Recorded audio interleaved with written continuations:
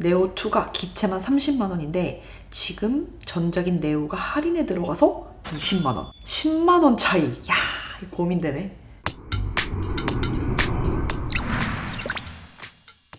하이 가이스, 고나고입니다. 지난 네오2 영상 업로드 이후에 댓글로 궁금한 점도 많이 남겨주셨고 또 생각보다 주변에서 드론에 대한 관심이 이렇게나 많았나 싶은 게 저희 PT 선생님도 드론에 대해서는 전혀 관심도 없던 사람인데 갑자기 네오2에 대해서 질문을 하는 걸 보면 쉽게 갖고 다니고 편하게 들고 다니면서 그냥 특별한 재밌는 사진을 많이 남기는 그런 니즈는 누구에게나 있구나 싶더라고요. 마침 네오1도 제가 리뷰를 했었고 리뷰 후에도 차에 항상 넣어두고 잘 사용을 하고 있던 터라 이렇게 좀 비교를 하기 위해서 같이 준비를 했는데요. 20만 원대의 네오1 그리고 30만 원대의 신형 네오2 딱 가격 차는 10만 원 정도. 레드 콤보 한 4마리 정도 값이죠.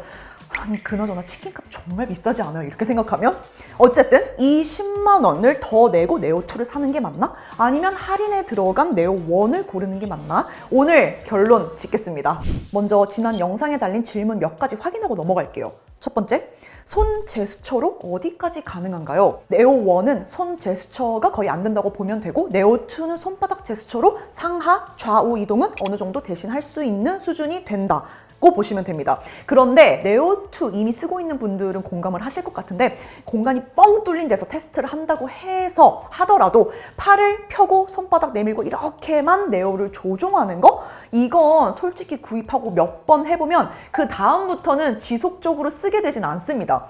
실제로 조종이 되는 반응 속도도 그렇고 이 움직임의 정도는 내가 의도한 거랑 딱 맞아떨어지기는 어려워서 좀 애매해요. 무엇보다 팔도 아파요. 그래서 손 제스처 때문에 네오1이 아니라 네오2를 사고 싶다? 이건 솔직히 그럴 필요 없다는 의견입니다. 그냥 팔로우 모드가 있죠. 그거를 사용하는 게 현실적으로 훨씬 깔끔하고 안정적이고 편하고 실제로도 자주 쓰게 되는 기능이에요. 다음 질문으로 넘어가겠습니다. 비행 허가 기체 등록해야 되나요? 이거 아주 중요한 질문이라서 답을 따로 해드려야 되겠다 싶었어요. 각각의 무게는 공식적으로 표기되는 무게와 약간의 차이가 있지만 제가 측정한 기준으로 네오1이 135g, 네오2가 162g입니다. 중요한 건 여기서 둘 다 250g 미만이라는 거죠. 그래서 법적으로는 기체 등록이 필요한 대상은 아니에요. 그리고 드론 자격증도 네오만 날린다면 필요하진 않습니다. 즉 구입하자마자 누구든지 바로 날릴 수 있다는 게 맞아요.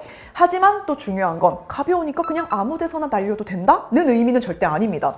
대표적으로는 청와대, 국방시설, 공항, 원전 같은 비행 금지 구역에서는 무게와는 상관없이 비행을 하면 안 돼요. 그래서 요새 드론 원스톱 민원 사이트도 굉장히 잘 돼 있고 또 앱으로도 다운받고 사용할 수 있어요. 여기서 비행과 촬영 허가 동시에 신청 가능하니까 그냥 여기서 신청하고 확인받는 게 최고입니다. 금지 구역이 아니면 허가가 필요 없다라고 정확하게 안내를 해주기 때문에 여기서 한 번씩 확인하는 절차를 거치는 걸 강력하게 추천합니다. 그리고 가끔 실내에서도 가능하냐고 물어보는 분들이 있는데 지붕이 있다면 괜찮아요. 가능합니다. 대신 각자가 당연히 안전하게 비행을 할 수 있게 조심해야 되겠죠. 다음 질문으로 넘어가 보면 컨트롤러에 대한 댓글도 많았어요. 컨트롤러를 꼭 사야 할까요? 아니 안 사면 좀 후회할 것 같은데 확실한 것은 있으면 정밀한 조작이 가능해서 호버링이나 패닝 같은 디테일한 무빙에 도움이 되는 게 맞습니다. 하지만 네오 라인업의 원래 목적에 맞게 셀피 촬영 용도가 대다수라면 저는 굳이 필요하지 않다고 생각해요. 일단 기체만 먼저 써보고 그 이후에 답답하다라고 느껴지게 되면 그때 구매를 따로 해도 절대 늦지 않습니다. 그래서 컨트롤러는 지금 당장 굳이 구매하지 않아도 된다.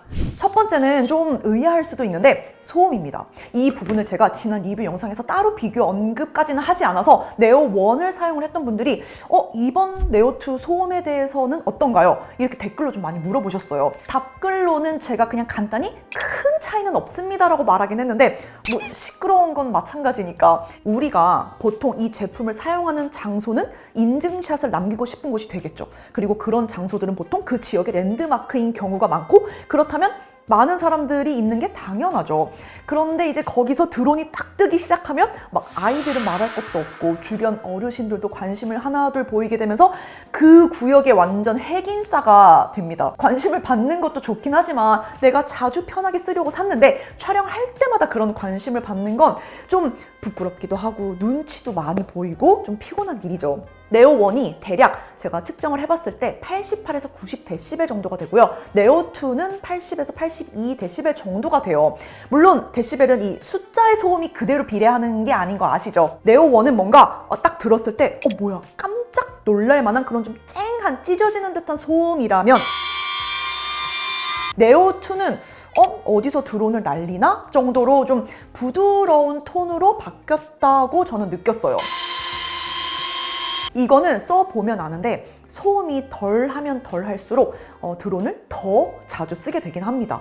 그래서 저는 첫 리뷰 때는 아무래도 네오2 위주로 사용을 했으니까 비교를 하진 않았는데 같이 나란히 비교를 해보고 날려보니 확실히 이번에 소음 톤에 대한 차이가 크더라고요.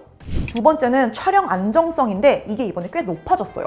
워낙 가벼운 드론이고 애초에 프로펠러 가드가 촘촘하게 있어서 안전한 편이긴 한데 그래도 비행 중에 추락하는 일은 항상 위험하다 보니까 촬영 안정성 확보가 굉장히 중요하죠. 네오2는 전후, 상하, 좌우로 장애물 감지 센서가 있어요. 저는 공간이 큰 실내에서도 이거를 종종 쓴 적이 있는데 그럴 때도 도움이 되고요. 특히 실외에서 나무가 많은 곳에서는 셀피 모드 같은 거를 이제 사용해서 촬영을 할 때 자체적으로 이 드론이 무빙을 하면서 장애물을 피해야 되는데 그럴 때 확실하게 안정감이 좀 다르긴 하더라고요. 그리고 세 번째로 팔로우 속도가 이번에 크게 늘어났어요. 셀피 모드 다음으로 아무래도 많이 쓰게 되는 게 피사체를 추적하는 일, 트래킹 촬영인데 추적 속도가 8m에서 초속 12m로 이번에 크게 늘어났죠. 제가 지난 영상에서 보여드린 것처럼 전동 자전거를 타고도 자연스럽게 팔로우 샷을 촬영할 정도는 충분히 됩니다. 이날 더군다나 바람이 굉장히 많이 부는 날씨였는데도 이 정도로 제가 세팅한 위치에서 부드럽게 잘 따라오는 수준이라서 이건 제가 결과물로 확인을 하고 더 놀란 부분이었어요. 마지막으로 배터리에 대한 이야기를 좀 하고 싶은데 이 부분은 두 모델 사이에 크게 차이나는 부분은 아닙니다. 크기가 조금 더 커졌지만 여전히 손바닥만한 드론이고 둘 다 또 여기에 이 사이즈의 배터리를 더 늘릴 만한 그런 공간적인 여유는 없을 거니까 오피셜하게는 17분이라고 하는데요. 실내에서 제가 테스트 삼아서 4K 30 설정으로 연속 촬영을 진행을 했을 때 최대 12분 정도 그리고 실외에서는 최대 10분, 11분 사이 비행이 가능했습니다.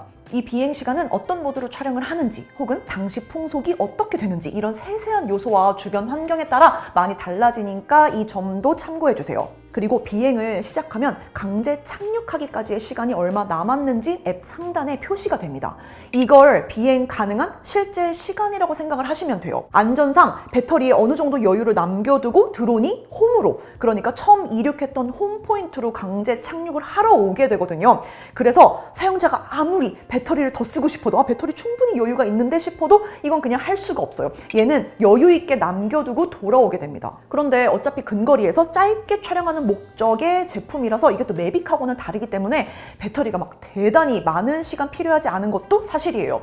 다만 예상을 하는 것보다도 실제로 내가 비행을 해보면 그 체감되는 사용 시간이 더 짧아서 놀랄 수 있습니다. 저의 경우는 아무래도 촬영을 길게 하고 또 찍었던 컷을 또 여러 번 찍고 또 찍고 이렇게 하니까 그러니까 절대적으로 배터리가 많이 필요한데 단순히 그냥 놀러 가서 오로지 추억용으로 사진을 남긴다고 생각을 하면 배터리 한 개와 그냥 구성품에 들어가 있는 배터리 한 개 그리고 보조 배터리 따로 챙기는 정도라면 사용하는 데 불편하진 않을 것 같다는 생각입니다.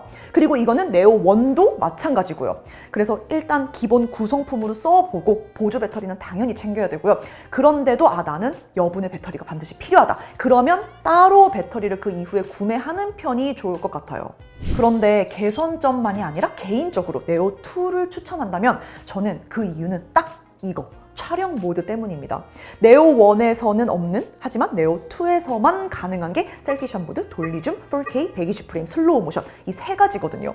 특히 이 중에서도 셀피샷 모드는 정말 많이 쓸 수 있고 네오2를 쓰면서 가장 핵심적인 모드라고 봐도 될 정도. 네오2를 이륙시킨 다음에 우리가 촬영하고 싶은 대다수의 샷을 얘가 한 번에 해결해주는 기능이기 때문에 네오2에서 거의 이 모드만을 사용한다고 해도 과언이 아니에요. 그래서 저는 네오2를 사야 하는 이유를 그냥 딱 하나 고르라고 한다면 앞서 이야기한 여러 가지 개선 포인트보다도 솔직히 네오2에만 있는 이 촬영 모드가 저는 더 핵심이라고 생각을 합니다. 저의 결론은 심플해요. 네오2가 좋은 거 당연하죠. 신모델인데 그럼에도 불구하고 첫 드론으로 항공 촬영을 처음으로 해보고 싶은 분들, 내가 찍고 싶은 것은 내 얼굴이라기보다는 그냥 새로운 시각으로 인증샷을 좀 남겨보고 싶다, 이런 분들은 현 시점에서 가성비가 압도적으로 뛰어난 네오1이 좋습니다. 반면 저처럼 여행 가서 셀피를 수도 없이 많이 찍고 SNS 공유도 많이 적극적으로 하고, 그런데 복잡하게 쓰고 싶진 않고 그냥 원 버튼, 그냥 버튼 하나 딱 누르는 것만으로 싹 다 끝났으면 좋겠다, 그렇다면 네오2가 맞습니다. 예상보다도 이번에 네오2가 확실히 잘 나왔구나 느꼈던 게, 제가 평소 저의 영상을 안 보는 저의 친구도, 트레이너도 연락 와서 물어볼 정도니까 지난 영상에서 제가 미처 세세히 알려드리지 못한 비교 포인트도 있다 보니 이렇게 한번 후속 영상으로 공유를 하고 싶었어요. 고민하고 있는 분들에게 좀 도움이 되었으면 좋겠습니다. 그럼 항상 안전 비행하시고요. 즐거운 사용하고 저는 또 재밌는 영상 들고 돌아올게요. 바이 가이즈!